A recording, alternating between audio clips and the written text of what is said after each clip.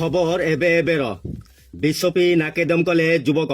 ପ୍ରାୟ 1 ଘଣ୍ଟା ଲୋକାରଣ୍ୟ ହୋଇଗଲା ଅଞ୍ଚଳ। ଚାନ୍ଦବାଲି ଏନ୍ଏସି ଅନ୍ତର୍ଗତ ଉର୍ଦ୍ଦୁ ସ୍କୁଲ ରୋଡ ଠାରେ ଦେଖିବାକୁ ମିଳିଛି ଭୟଙ୍କର ଦୃଶ୍ୟ। ସାମାନ୍ୟ ଏକ ବାଇକକୁ ନେଇ କିଛି ବିବାଦ ରହିଥିଲା, ଯାହାଫଳରେ ଚାନ୍ଦବାଲି ନୟାହାଟ ଅଞ୍ଚଳର ବବୁଲୁ ନାମକ ଜଣେ ଯୁବକ ପ୍ରଥମେ ମଦ ଏବଂ ତା ସହିତ ବିଷପାନ କରିଛନ୍ତି ବୋଲି ସ୍ଥାନୀୟ ଲୋକଙ୍କ ପାଖରୁ ସୂଚନା ମିଳିଛି। ତେବେ ବିଷପାନ ପରେ କିଛି ଲୋକ ତାଙ୍କୁ ମେଡିକାଲ ନେବାକୁ ଶତ ଚେଷ୍ଟା କରି ବିଫଳ ହୋଇଥିଲେ।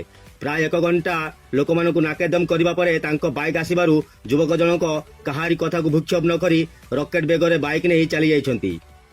ତେବେ ଡର ରହିଛି, ଯଦି ଯୁବକ ଜଣକ ତୁରନ୍ତ ମେଡିକାଲ ନ ପହଞ୍ଚନ୍ତି ତେବେ ଏକ ଅଘଟଣ ଘଟିବା ନିଶ୍ଚିତ। ବ୍ୟୁରୋ ରିପୋର୍ଟ, କାବିଲ ନ୍ୟୁଜ, ଓଡ଼ିଶା।